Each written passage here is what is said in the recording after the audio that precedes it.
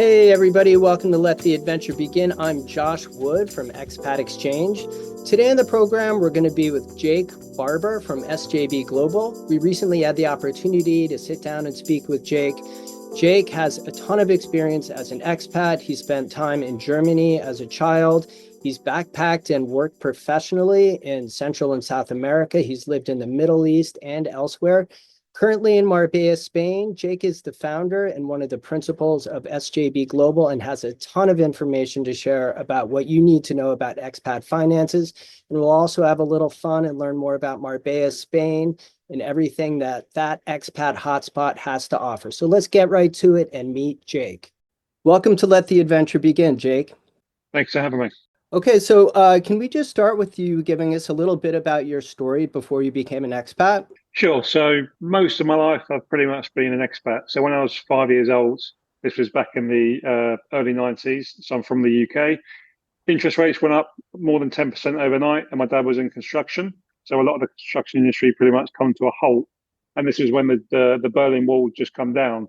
So a lot of East Germany had to be rebuilt. So we moved to Germany when I was younger, so from 5 till 10, and I got put straight into German school. So I was very much at a younger age, as an immigrant in a country that had only just opened itself up. From then, we moved back to the UK when I was 10, and then I just had this massive desire to travel. So all I thought about, I remember just having a map in my house and just looking at the different countries, thinking, oh, I wonder what's there. And then when I was 20 years old, I decided to backpack around the world, and the plan was supposed to be 3 months long, ended up being 5 years. I did, long. So I did a year in Australia, a couple of years around South America. I did Southeast Asia, Africa, Europe, pretty much most of the world. And then after the 5 years, I still remained an expat. So I've never really gone back to the UK. Lived in over 10 different countries. And then 7 years ago, moved to Spain, where I've settled. And I have two kids with my partner. She's Colombian, so I met her in Colombia when I lived in Bogota back in 2010 and 11. It's interesting because when you're an expat and you're both from different countries, especially with different languages, there's advantages you can adopt. So I speak to my kids in English, she speaks to them in Spanish, and then between each other, we actually change the language every Monday. So we'll speak to each other one week in English, and then the next week's in Spanish, just to make sure our kids don't end up having one favorite language over another. With your experience, you're covering, almost being like a third culture kid with, all the different things that people talk about in the expat world, where you lived abroad as a kid and then as a young adult, you were traveling like a nomad, and now you're living and working abroad. So you're like checking every single box in the international world there. It's so great. Yeah, exactly. I fit the bill with the job that I've gone into, definitely. That's excellent. So great. Which means you have so much to offer expats. That's great in terms of advice you have to give. Expats can relate to you, which has got to be really helpful in your business life. I think it's one of the most important things because when you've gone through the experience yourself, people definitely have much more of a trust element to know that you actually know what you're talking about. And funnily enough, I actually, when I was, even before I moved into financial services, I just had an interest in understanding how things worked from a cross-border perspective, because things get more complicated when you move overseas. It's not just a case of this is the lifestyle, that's everything from a positive side, but on a negative side or just a complication side, you have to deal with different tax treaties around the world, which becomes really, really complex depending on the country of where you're going and the country of where you're from. So understanding that and dotting around in different countries means that you end up developing a way to build up that knowledge, especially when you're dealing with people in multiple countries. Yep, absolutely. Okay, so let's talk a little bit about Marbella. How much did you know about Marbella, I should say, right? It's funny. So people planning to move to what they're thinking is Marbella is Marbella if you pronounce it in Spanish, right? So what sparked your interest about Marbella, and how much did you know about it? So before I was living in the Middle East, and the reason I moved to Marbella, so Marbella is actually quite an expat hub. A lot of people in Europe, if they go on a holiday, it's one of the main destinations they would go to. So it's very much on the map. But when I moved there, it wasn't necessarily because I wanted to live there. It was more my partner being Spanish. She could get we could live in Spain and then she could claim citizenship. So it was just an easy way in, really. But the place definitely grew on me the more I lived here. And I think the thing I love about Marbella and just Spain in general, it's very much a family culture. So it's all outdoors. No kids are sitting at home on their phones or anything like that. We're all outdoors. We're all doing things as families with kids. And on a Friday, for example, we go to the local plaza, and there must be between adults and kids 40 of us, and all of the kids are just getting on and just having a great time. So I think lifestyle, it's very difficult to beat. If I moved somewhere else, it would be hard to replicate what I have, because you've got great foods, you've got a really strong culture in Spain as well, which seems to never die out. And it's a language that me and my partner both speak as well, and it's not too far from other places. So from a European perspective, I think especially in the winter months, it probably has the best weather, because a lot of Europe becomes quite miserable the higher you go. So in southern Spain, the temperature stays 20 degrees in the winter, and you only really get a couple of months where it's too hot. Or what I like to think of, middle of July to middle of August, when all of the tourists come, is a time where everyone that lives here wants to go. In terms of you speaking Spanish, how did that come about? Was that something you started in school, or was it because you met your partner who's from Colombia, or how did that come about? Yeah, so I think growing up bilingual, it just means the third language is probably a lot easier. So I was an English teacher in Colombia when I was backpacking Oh, wow. back at 15 years ago, and I just made it a mission to learn. So within 6 months, and this was going back 15 years, so I bought a couple of books, printed them out in the internet cafe, and just filled them in. And And when you say you were bilingual to begin with, is that because you were learning you were in Germany as a kid, and did you learn German there? yeah, so I went to a German school.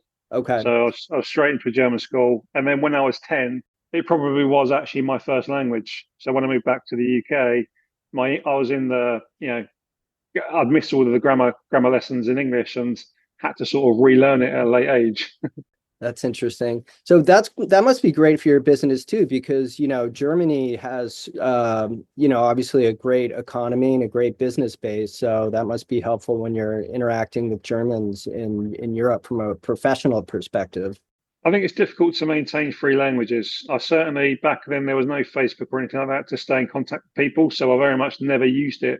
My parents speak like fluent. My dad's Germans think my dad is German, in fact, because Okay. he has a dialect from the south. But I speak Spanish all the time. I speak English all the time. German is a rare, and it's not like you have great German music. At least I don't think anyway, where I can listen to the music and keep it going. Whereas Spanish, I'm a big fan of all the Right. Latin music. Yeah, it's funny. Our founder Betsy, she majored in German and business, and she lived in Germany briefly, and she says the same thing, that German is really hard to keep up with. So she wouldn't consider herself fluent at all anymore. So I was going to ask, so before you started moving abroad and everything, what were your biggest concerns about becoming an expat? But for you, it's probably not being an expat would have been a greater concern than becoming one. Absolutely, yeah. I was just determined to make sure I didn't go back. I think it's just that it's just having that excitement in your life of being somewhere where you're not from, and just having to make friends on a continual basis and learning about different cultures.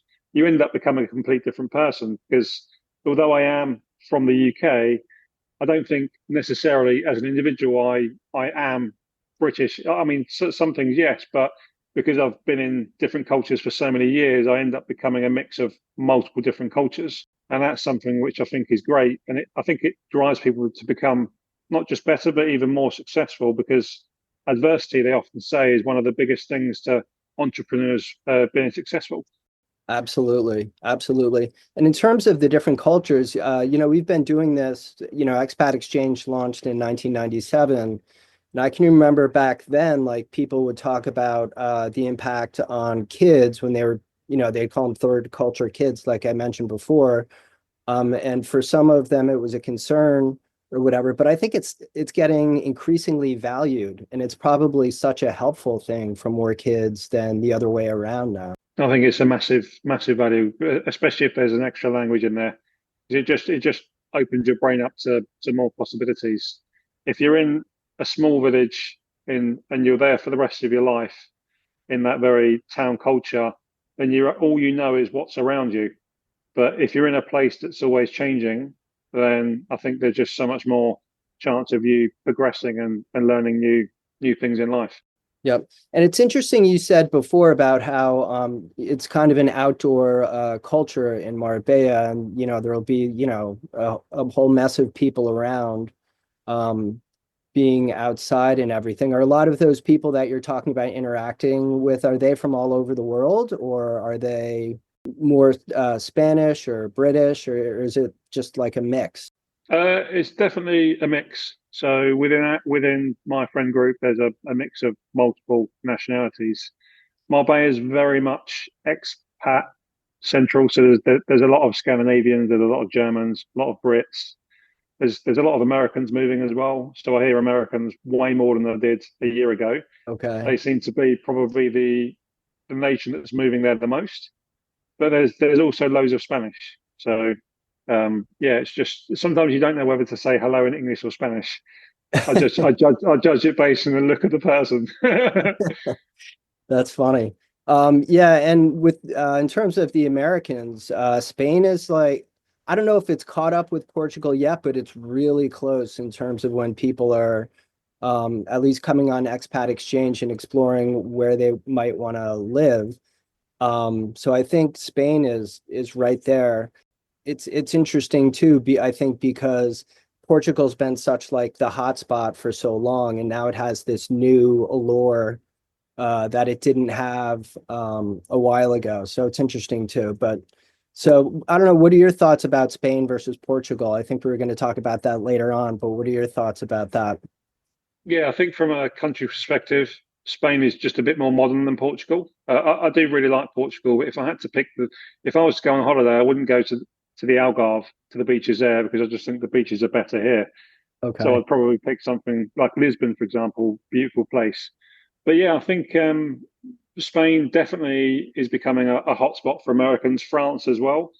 Those tend to be the three main jurisdictions where we get inquiries from American expats. So you talked about what Marbella is like. What else, like, if you'd never been to Marbella before, how would you define the character of the city in terms of it being, modern or historic or a blend of the two? What's it really like there? Yeah, it's definitely. So you've got Marbella town, which is very Spanish, and then you've got a place called Puerto Banús, which is very holiday destination. Luxury cars and just quite flashy. So if you want flashy, then that's definitely there. If you want to avoid it, then that's definitely there as well. So it's just a mix of everything. And within Marbella itself, you've got the sea. You 2 hours away, you've got a mountain range called Sierra Nevada where you can ski, and it's got the longest ski season in the whole of Europe, and it's more than 100 kilometers of piste. So it's actually pretty big. And on a clear day, you can see Africa. So if I look out my window, if it's clear, I can see all of the Moroccan mountains. There's loads of hiking in the area as well. So in Marbella town itself, there's a big mountain range called Sierra Blanca, and you can climb this renowned mountain called La Concha, which has a view of the whole area. If you want really, really good dining, then you've got that everywhere as well. So think of it. A lot of people refer to it as mini Dubai in the Puerto Banús part because it is very high end with regards to shopping and dining. But then also you can go to cheaper places where it's Menú del Dia, which is trying to think of the word in English, just a daily. What is the word of it in English? Just the meals that they prepare on a daily basis, where you get a first, second, and a dessert. Right. So yeah, whatever you want, it's there. Well, I think the dining experience, and we'll talk a little bit about that later, but I think the dining experience, it's hard to translate it into the English or American culture because it's so different. Absolutely, yeah. Very much tapas driven. The best is just going to a really nice tapas place. You order 10, 15 things on the menu, share it with your friends and family, and everyone just dips into little bits here and there. You don't really get that anywhere else or anywhere else that I've been. And it's always fantastic food. So you end up having a variety of loads of different things. And the Mediterranean diet is one of the healthiest diets in the world. So the actual age, the average life expectancy in Spain is one of the highest in the world as well. That's incredible. I mean, to have that's the best of both worlds when the food is fantastic and it's also healthy. The one downside for me anyway is the time they eat. Okay. So Marbella is not as bad as the rest of Spain, but there's some places where the restaurants open at 9 p.m. So it's not uncommon to see your kids out at midnight. And initially I thought, Christ, why would you go outside with your kids at that time? But actually in Spain, the hottest time of the day is between 5 and 7. So even though the UV is strongest between 12 and 3, the hottest time is 5 to 7. There may be no UV whatsoever, but it's 30 plus degrees. So we actually tend to go out later on. So we may all go out and meet our friends at 8 o'clock, and we're out till midnight with our kids. Everyone else is doing the same thing. It's the best way to enjoy the Spanish summer. And I actually love that. I just don't like eating at 10 o'clock at night. So But it's funny because there's a practical reason with the heat and everything why it probably evolved that way. it was so we're actually Spain's in the wrong time zone. It was to do with the Second World War, where Spain agreed with Germany that they would keep this specific time zone. If you look on the map, Eastern UK, England, where I'm from, is the exact same axis as Spain, yet Spain's an hour ahead. So you end up having a much later evening for where we are on the in Europe, whereas Portugal, not that far away, is an hour behind. Amazing. It's funny, going back to what you were saying about eating late and having the kids being there, that New York City people eat very late, but you don't usually see their kids out with them like that. No, yeah. In my country, it's the pubs will say because it's very much pub driven where I'm from. Right. No kids after 6:30 or no kids after 7. So it's get them out, otherwise you can't stay. That's funny. But I think Um, that is also why it's very family driven, because everyone just does things with their kids, and it's not frowned upon. And the elderly people in Spain, they love kids. So you're just walking down the street and they'll stop and just say how beautiful your kids are, and try and interact with the kids. Again, that I think is great because it just interacts all of the different generations together. that's that's amazing. And it's funny because when an expat family gets an offer to move abroad, obviously one of their biggest concerns is what's it going to be like for the kids. And then when you hear that something like you're describing in Marbella, that I mean, then they're like, wow, this could really work. And that's when they start to get excited, I think, when they hear what a family oriented place it is. It's one of those places where if people move to Spain, they don't often leave. Whereas a lot of other countries may be the opposite. At some point, they're going to leave the place and go somewhere else. Yeah, and it kind of what you're describing kind of reminds me of what you hear about Cascais, Portugal, where Mm. it's next to Lisbon, but the families tend to have a very easy integration there when they go, and if they have kids, it almost makes it easier because then you're meeting the other parents and everything. It makes it easy. So it sounds similar. It's interesting. Um, Portuguese definitely have a better level of English as well than Spain, I'd say. They speak okay. really, really, really good English in Portugal, so that definitely helps. Also, well, I'll say I think Spanish is easier to pick up as opposed 100%. and Portuguese is people talk about one of the biggest things is how they wish when Americans or Brits moved to Portugal, they wish they had started learning the language sooner. So, so what about like hidden gems or your favorite spots in the city? Like, what are some places that if you showed up as a tourist on holiday that you wouldn't know to go there?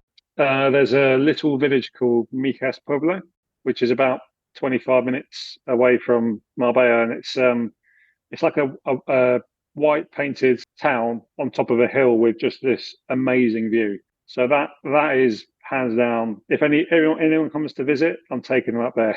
Okay, that's It's great. Now, also got this massive plaza and nice places to eat. And in the evening, they have like donkeys going through the street and stuff. And there's often in the summer some sort of event going on because Spain's very much there's always a feria in every single village or town will have a feria at some point. So the Marbella one was last week actually, and then every village will have it at some point as well. So following them around the little places around Marbella is really fun as well. that's great. Um, Okay, so moving on, let's start to dig into the business, SJB Global. Let's start with financial management. It's fascinating to me that at one point you were a teacher in Colombia, and now you're doing financial management. So how talk about that transition into financial management and how that evolved for you. I was teaching English just to carry on backpacking. I just wanted to. Okay. It was more of a let's just find something to do so I can stay in Colombia and at the time learn Spanish. But I remember backpacking through Central America and thinking, what am I going to do with my life? And I was probably about 3 years into that 5 year journey at that point, and I was reading books on being a financial advisor offshore because I thought, right, I want something where I can make a difference. I want something that can be flexible around the world and where I could make good money. And I read a few books on financial planning without really having any knowledge on the topic at all. And then I decided to do my exams when I was 25. So just when I finished my backpacking trip, did those in the UK, which was focused on, I was a derivatives trader, trading UK equities and also indexes worldwide. And then after a couple of years, I could do that job anywhere. So I spent the winter in Austria on a ski resort, and then ended up moving out to Panama. And when I was in Panama, I was working UK stock market hours. So I was getting up at 2 in the morning, and I was working from 2 in the morning till 10:30 in the morning. If you've been to Panama City, all afternoon they're just bibbing these horns constantly. So I ended up just being a bit of a zombie half the time. And after 6 months, I thought, all right, I need a job change because it's quite stressful being a trader as well. And then I decided to take a job in the Middle East as a financial advisor. So that was my first job as a financial advisor. And I did that for 2 years. I worked from Dubai and Saudi Arabia, so Riyadh, which was a very, very restrictive country. And I just, at that point, wanted to set my own business up. So I moved to Spain, set the business up. That was in 2018. Our focus initially was just on UK expats worldwide. And then after 1 year, we set up our US business, which is SGB US. And there we were focusing on expats in the US. And then we also shifted and focused on US expats. So probably now it's about a 50-50 split between UK expats and US expats, probably becoming more in favor of US expats, actually. And I think the main focus with us is we focus on cross-border financial planning. So as opposed to just looking at what you should do in the country where you're living, it's also every other element of that as well, because it can get quite complicated. You need to understand the double taxation treaties of where you're living and where you're from, because there could be taxation in both jurisdictions. So as an example, for estate planning, if there isn't a double taxation treaty in place, you could end up being taxed in two places. And one change that happened in the UK this year, in the budget last year, is they got rid of how a UK individual was actually taxed on death. So before, if I was born in the UK, my parents are from the UK, I was pretty much always going to be taxed inheritance tax, regardless of where I was living in the world. What they've done is they've changed it to a domicile status. So if you're outside of the UK for 10 years, you'd be classed as a non-UK domicile, which means they'll only tax you based on UK-based assets. And this was important to me because there's also another weird rule. So I'm a UK expat, and at one point I was thinking, okay, well, at some point in my life, maybe I'll just give up my UK passport, I'll get a Spanish passport, and that'll be a lot better. Because my kids, when they were born, I did a civil partnership in Spain, which is only recognised in Spain, and the UK didn't recognise it. So in the UK's eyes, we had kids without being married, which means my kids' domicile status was from the mother, which is Colombia. So my kids have a British passport.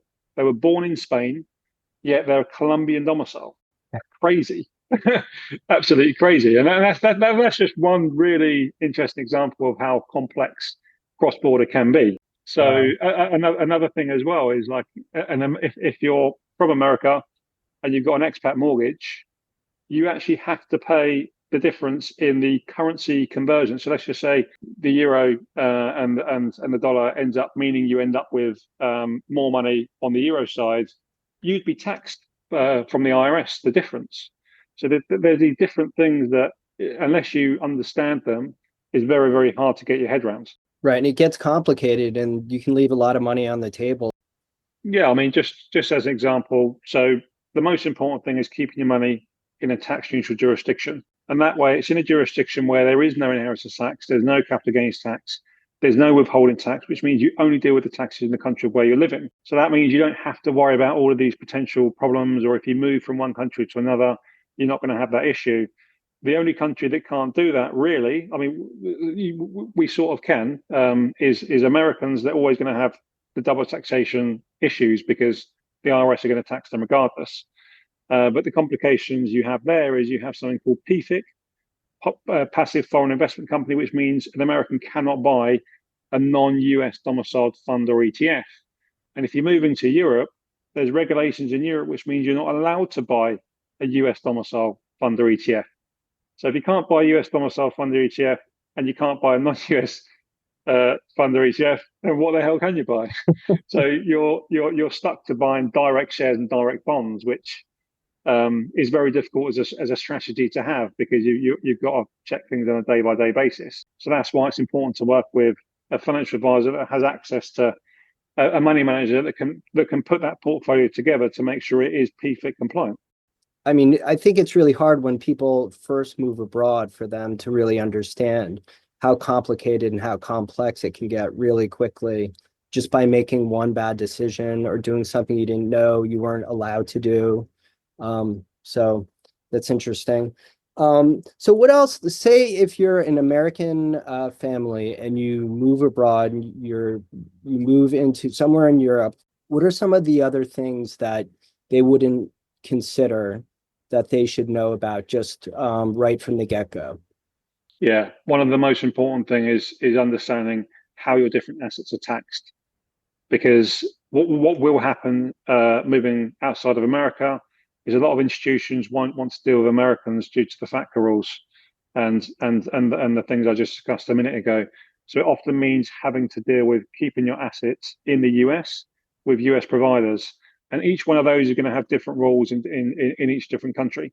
So the worst one is, and we get inquiries quite a lot of someone's updated their address, they've moved to Europe, and their 401k providers turn around and says, right, you've got 90 days, you need to move the money somewhere else. If not, we're going to close your account down. And that, of course, could lead to a massive tax bill, which they need to avoid. So then they're struggling, trying to find a solution in the meantime to make sure they can put that money somewhere else. The next point, apart from those restrictions, is understanding how those assets are taxed. And every country is going to have different rules. So, for example, in France, US retirement accounts are taxed in America, not in France, which can be quite favorable. But then in France, there's huge restrictions on what you can and can't buy and which provider will allow you to keep an account open. Most of them won't allow you to set up a new account, which means that you probably want to do the planning before you leave the States. Okay. And it's normally at least 3 months before you go, because if you set up an account and move to Europe the next month, then they're going to turn around and just say, no, we've got to close that account down. So pre-planning before you go is really important because you're not just dealing with potentially taxes in the States, you're dealing with taxes in the country of where you're going as well. So that needs to be planned, especially if you're going there to retire, because you need to work out what your tax rate is going to be. And the tax rate could be different on a brokerage account, to an IRA, to a Roth or whatever. And then you need to factor those tax rates in and work out what your net amount's going to be. Because if you work out on a gross element, then it doesn't really make sense. The other element there, or the other thing to consider is currency risk. So in the last 6 months, the US dollar has weakened significantly against other currencies around the world, especially the euro.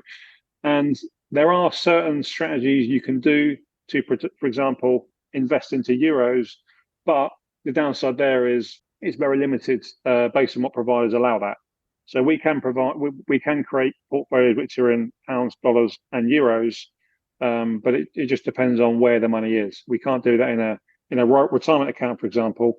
But if it was an investment account, then we can.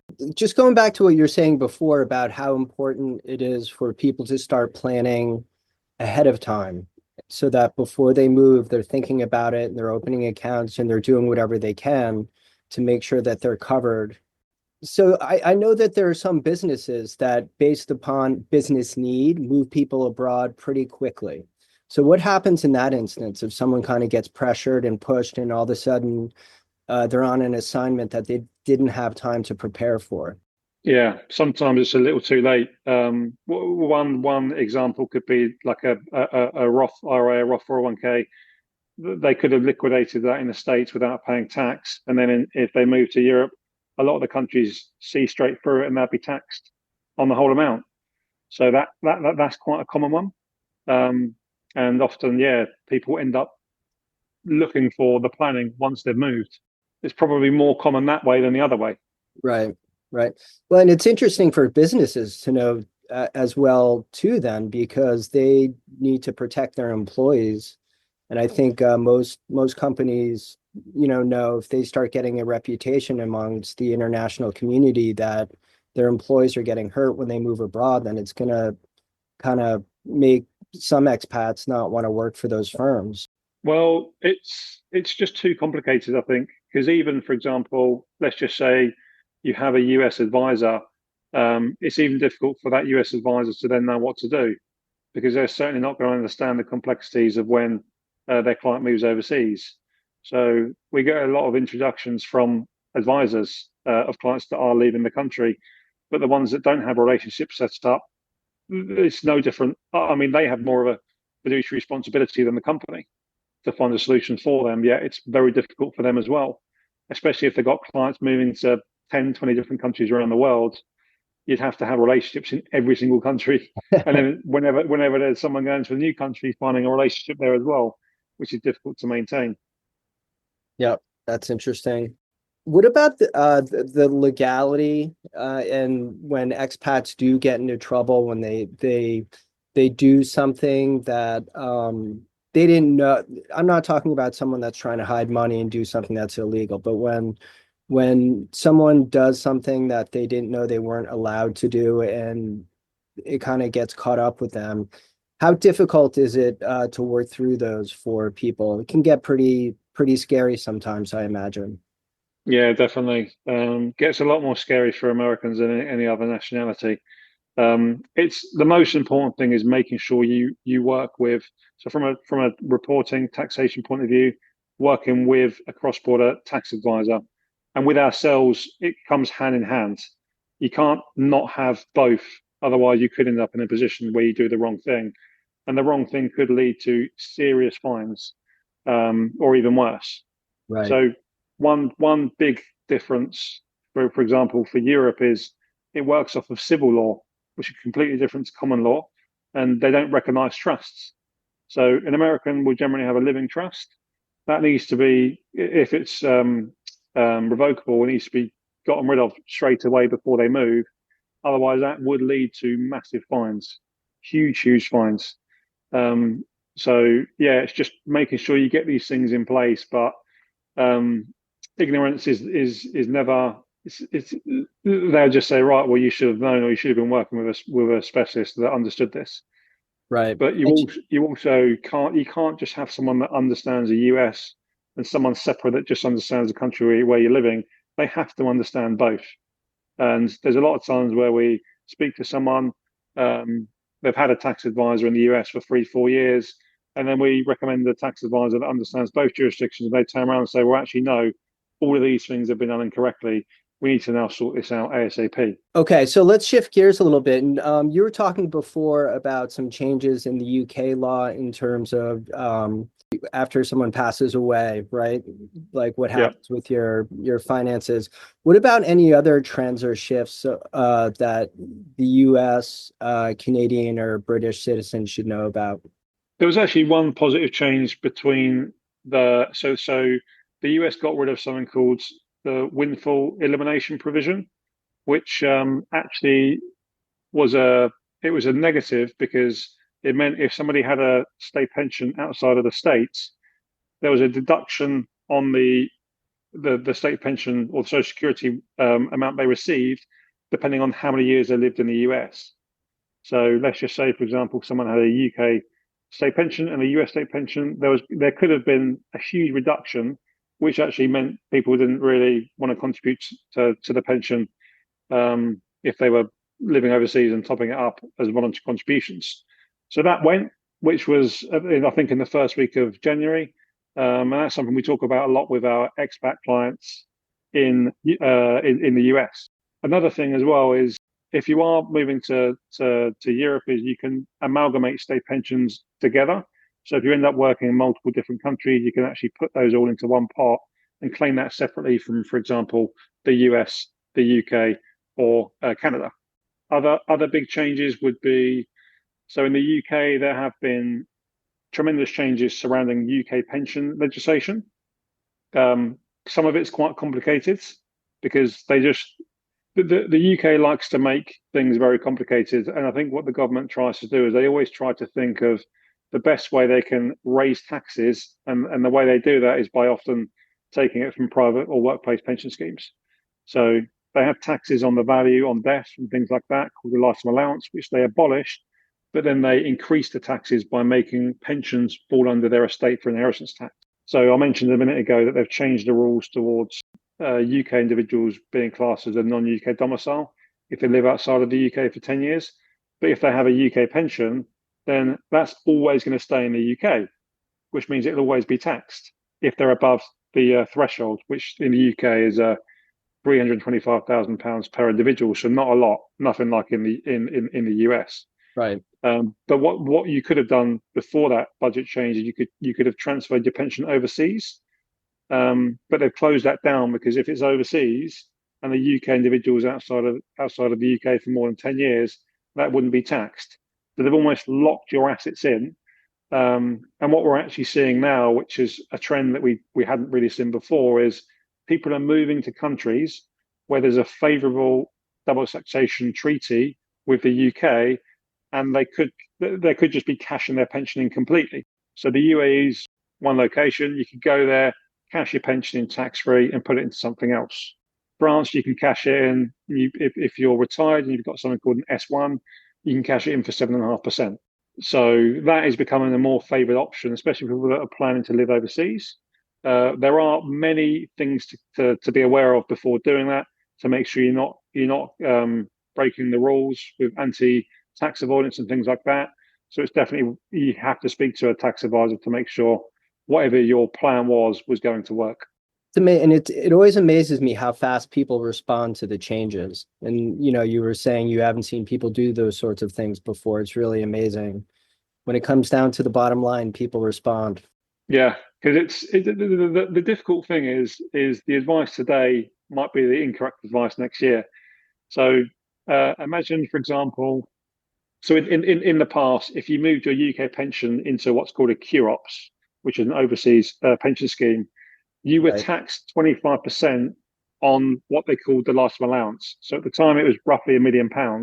So if you had a £2 million pension pot, you would be hit with a 250 grand tax bill there and then. And then 5 years later, they get rid of that completely. So the people that paid that tax bill are then licking their wounds, thinking, right, I've paid this tax bill for no reason. And then let's just say right now, someone takes all of their pension out because it falls under their estate for inheritance tax, and that's the sole reason they're doing it. And then in 5 years' time, they say, actually, no, we're going to go back to the old rules. It's never been more difficult to plan because they keep changing their minds, and all they're trying to do is to increase taxes because the GDP growth just isn't there. So, and the thing they often go after, as I mentioned, is pensions. So people just want their money away from pensions completely, so they have more control over their funds. Right. We always steer clear of politics, but I imagine part of that is that if one party's in power, they want to do one thing, and then if the next party comes in, they want to do something else, and it just kind of muddies the water. Yeah, I also try and stay clear of politics because it's a losing battle, isn't it? But Always. we had the Conservatives were in power for a long time, and then it became Labour. Everyone wanted Labour to come in, and they've completely changed everything, increased taxes, and we've had the largest number of British millionaires leave the country ever. So raise taxes, but if people that have the money are leaving, you just end up in a worse position because you're not making the money, and everyone that was wealthy has decided to go somewhere else. Yeah.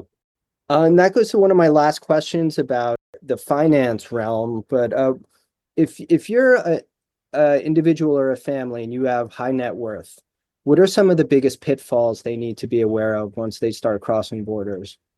Number one is definitely the cross-border complications that can arise. So you definitely need to get this right. You need to understand all of the different parts that can affect you, because you could end up with withholding taxes or paying taxes twice. Whereas if you structured your assets correctly, you could have avoided that completely.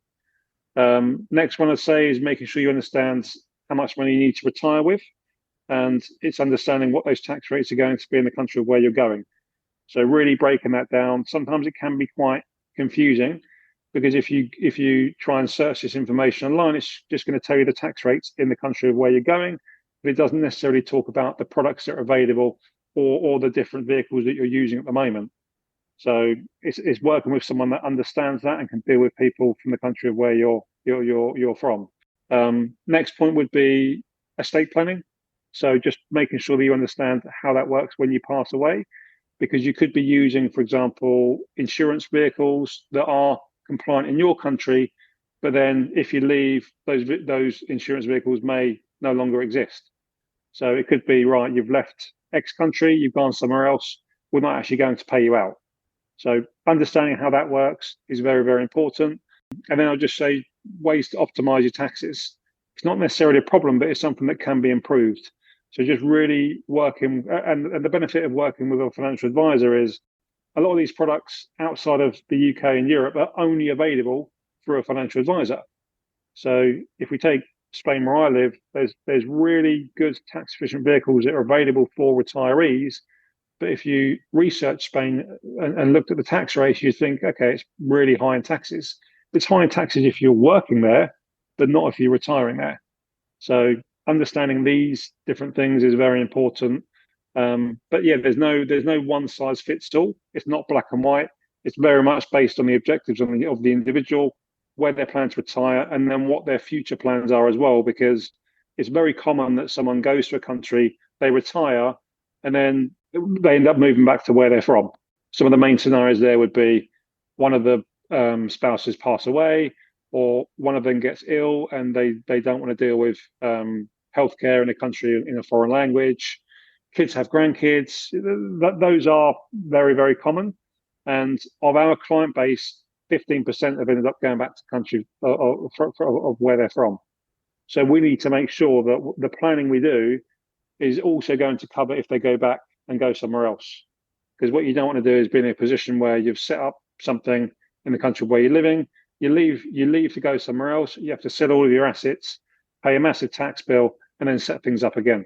Yeah, I think it's interesting when people maybe they end up having more money than they ever expected they will, and all of a sudden the idea of moving to other countries sounds like a lot of fun and like a big adventure, but it can get complicated and you can get hit really hard financially if you don't plan appropriately. So yeah, it's complicated, but the idea is to make sure, for example, we can simplify it as much as possible. Because there's a lot of jargon in the industry, I think, which just to make things complicated. So it's keeping it as simple as possible and just focusing on the most important parts. And the most important parts is, what is the net amount of money you're going to make by doing this scenario? If you're retiring at this age, how much money do you need?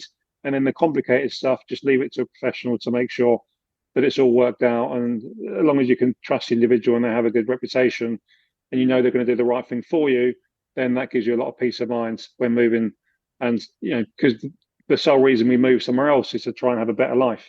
absolutely. Yep. Okay. So we have some quick answer questions for you. I think I'd sent you some of those for just quick answers that people, it kind of just gets their head in the game a little bit, maybe isn't, a thorough financial answer, and people should be aware of that. But these are just some quick thoughts from a financial expert who is very well versed in the expat financial world. What's one thing expats should do before moving abroad? Absolutely make sure they speak to a financial advisor and a tax advisor to align their assets correctly before they go, because you're dealing with two different countries. So if you move at the wrong time in the tax year and you end up being a tax resident somewhere else, you could end up paying a huge tax bill. Great. Now, what's a myth about offshore banking that you would like to bust? It's not beneficial a lot of times. You can have a bank account that provides you with multi-currency. So whatever currencies you need, pounds, dollars, euros, it could be on the same account. It could even be a digital account. You don't really get benefits from an offshore account, and you're paying unnecessary fees. Perfect. Okay, a quick tip. How can an expat reduce their tax liability legally? Understanding how each different asset or each different area is taxed, and then making sure they're using up the thresholds as much as possible. So, if, for example, capital gains tax is taxed at a lower rate than income tax, they move their money into that area to make sure that they end up paying a lower tax rate in the long run. Great. Okay, and then a lot of expats, they're thinking about retiring early. Is that easy to do, and what's the key to making it happen? You need to understand, you need to divide your assets between assets that provide an income and assets that don't, and then work out when each asset is accessible without penalties, and then working backwards. Because if you are retiring early, then from the pot of money, you can take a smaller amount on a yearly basis. Because what you don't want to do is run out of money later on in life when you haven't got the opportunity of working again. So it needs to be, and we run cash flow modeling projections just to see when money would run out, and you need to do that, otherwise you'll end up running out of money. Gotcha. Perfect. Okay, and then what's the number one mistake that expats make financially? They move and then they just assume that all of the rules don't apply to them and just bury their head in the sand. Even something simple as I've got to do these reports, do this reporting in this country, but if my assets in another country, they're never going to find out. But that couldn't be further from the truth, because you have something called common reporting standards, which means institutions speak to each other.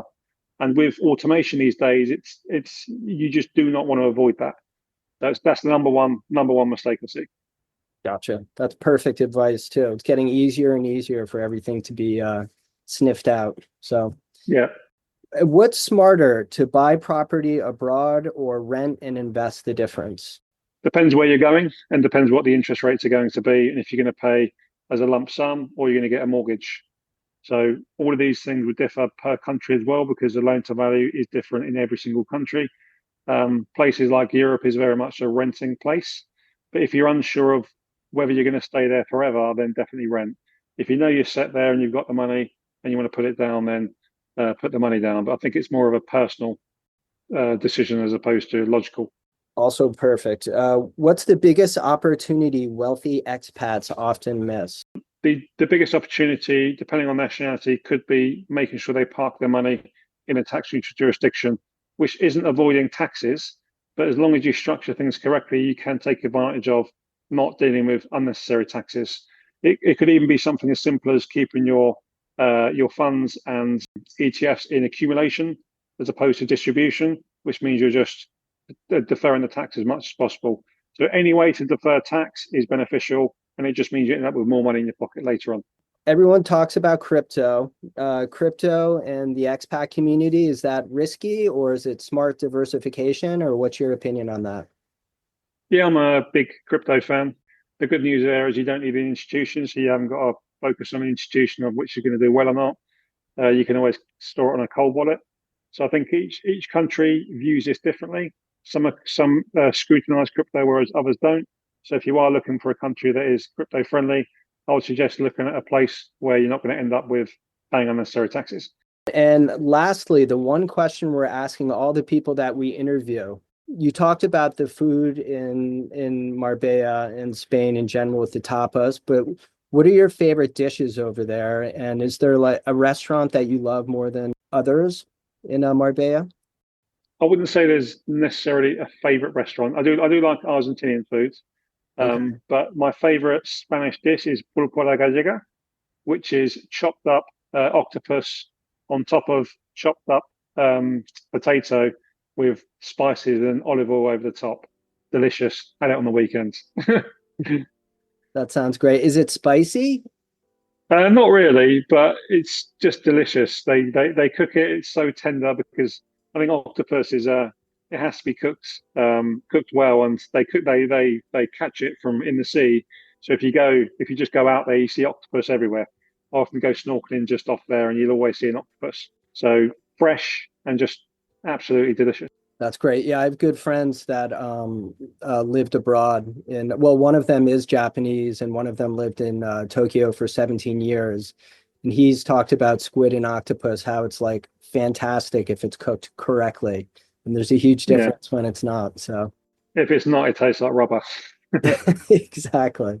So, all right. Well, Jake, thank you so much for doing this. We greatly appreciate it. And again, this is Jake Barber from SJB Global. And obviously, he shared some really fantastic financial advice with us. And we look forward to having you on again, Jake. Thank you.